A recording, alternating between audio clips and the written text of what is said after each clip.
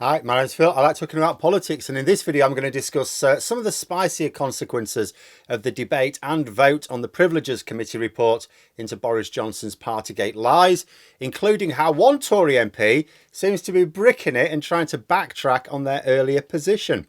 But first, if you'd like to be notified of daily news and politics, please subscribe to the channel. So, as I'm sure many will know, there was a long debate on the Privileges Committee report yesterday, which did, despite Johnson's best efforts, go to a vote. Boris Johnson had wanted his supporters to stop a vote happening to avoid exposing just how little support he has. The idea was to not call out any opposition to the motion when the Speaker asked, in which case the motion would have been approved without a vote taking place. But Labour had other ideas, and Chief Whip Alan Campbell called out no repeatedly to force a vote. The Speaker was not impressed, and in line with what I said in yesterday's video, neither was I, have to say. That being said, as I keep saying, politics is grubby. The Tories who voted no without calling out their opposition were just as dishonest, and this works in Labour's strategic interests. But more of that in a bit. The point was that the vote passed by an overwhelming margin, with only 7 people voting against, only 6 names recorded. Though apparently Desmond Swain, whose name is not recorded, tried to vote no but messed it up. Doesn't really say much for an MP of Swain's many years' experience if he can't actually manage to vote after all these years of practice. He's insisted I did vote against. I did. My card didn't work. I did try to subvert parliamentary sovereignty. I messed up my card. All right, Desmond, if you say so. Run along now and play with your friends. But by far the funniest bit of fallout is from Isle of Wight MP Bob Seeley. Now, last week, he, like several other Tory MPs, he's lost in the crowd almost, referred to the committee as a kangaroo court. Now, this is a constitutional attack on a committee of MPs, every single one of whom had universal approval from the wider House of Commons. I cannot emphasise that enough. All members of the Privileges Committee are elected by MPs, and not a single MP, not Bob Seeley, not Boris Johnson, not even Jacob Rees-Mogg, not a single one of them recorded any objections to their presence on the committee until now, until after their work. They had over a year to object and did not do so. In fact, in the debate yesterday, Rees-Mogg tried to say that Harriet Harman, the chair, should have recused herself due to some critical tweets she posted some time before. It says, I'm not accusing you of bias, you understand, you see. We just must avoid the perception of bias.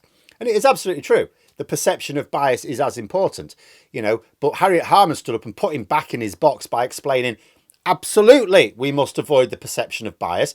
And as a result of that, I approached the government last year, as a result of these tweets coming to light, to offer to them to stand aside. I said to them, if you do not have confidence in me, I will stand aside because you must have confidence in every member of this committee. And the government told her, no, we're perfectly happy with you. Rees-Mogg was reported to have gone crying home to his nanny. But anyway, back to Seeley. So, he calls the committee a kangaroo court. It's on video. I'll put links to a couple of the relevant tweets in the description below if you want to look at it yourself. It's on video. He said it in an interview. It's recorded. You can see it yourself. He called them a kangaroo court. But in the vote, he voted to support the reports. Now, that's odd behaviour. Most of them just abstained. Then this morning, he's been interviewed again. And it's put to him that he called them a kangaroo court. He says, no. He denies it. He denies calling them a kangaroo court.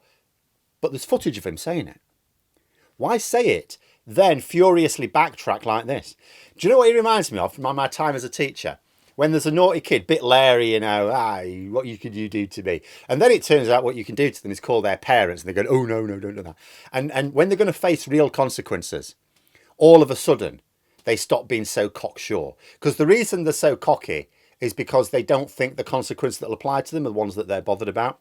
All of a sudden a real consequence homes into view and they start furiously denying it. When that doesn't work, then they say, well, I didn't mean it like that. He said the same thing.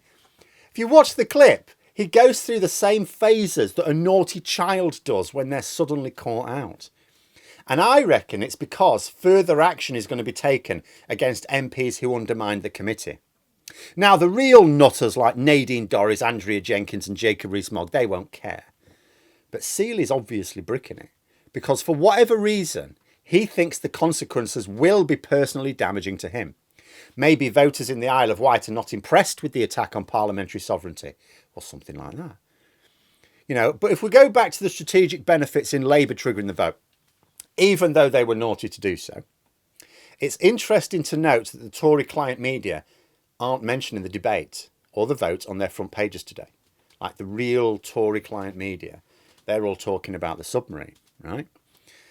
And if it had just been a debate, I think it would have featured prominently on their front pages. They'd have had someone like Jacob Rees-Mogg giving a powerful speech in the interests of democracy.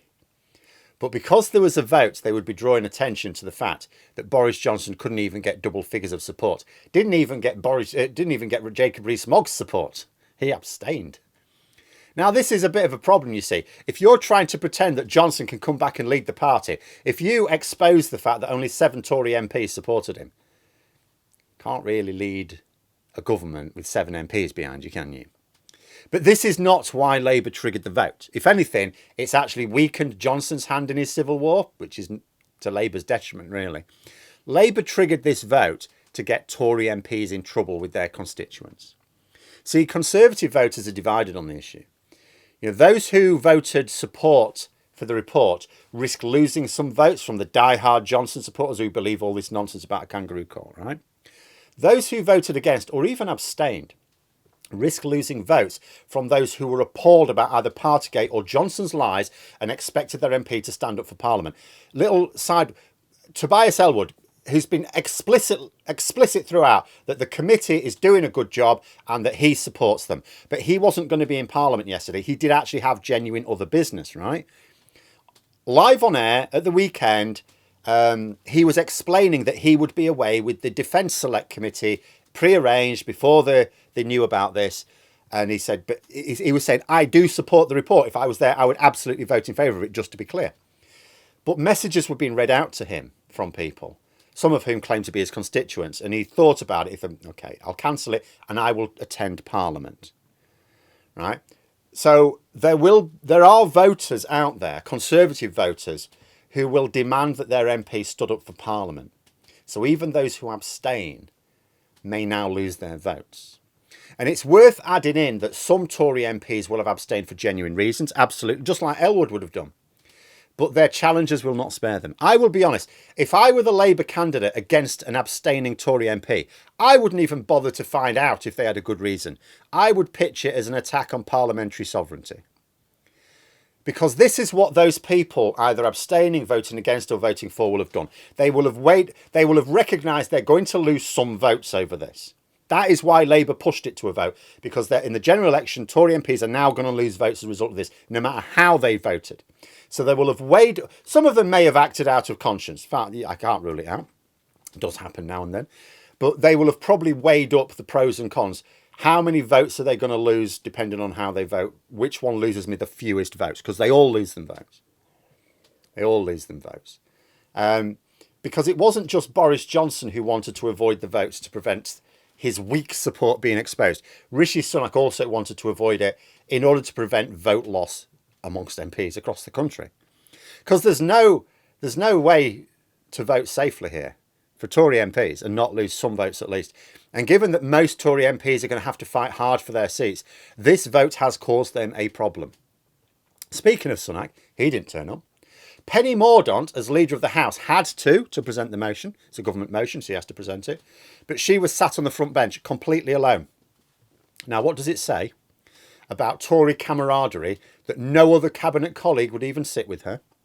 Like, even if you didn't support the motion, on a personal level, you didn't support the motion, you would still show some solidarity with your colleague, wouldn't you? These ghouls don't even support each other. So why would anyone think they will ever support the public? But Mordaunt and quite a few cabinet ministers, actually, more than I expected, voted in favour of the report. They didn't just abstain, they voted in favour. Now that makes Sunak's decision to hide away look even weaker. It's been said multiple times about the way he's played this. Rishi Sunak is very bad at politics. Yeah, I've been saying that for a while. Some were wondering if this will help Mordaunt's bid for future leadership. It's tricky. I have a feeling the Tories are going to double down on the crazy before they get round to electing a sane leader in the future. But I will say this. I think Mordaunt is probably doing a reverse Boris Johnson here. Boris Johnson joined the Brexit campaign in 2016 despite being a committed Remainer. Yes, we know he wrote loads of articles telling lies about the EU, but he was a clear Remainer. He said so many times. He said it would be madness to leave the EU over many years. All of a sudden it flips.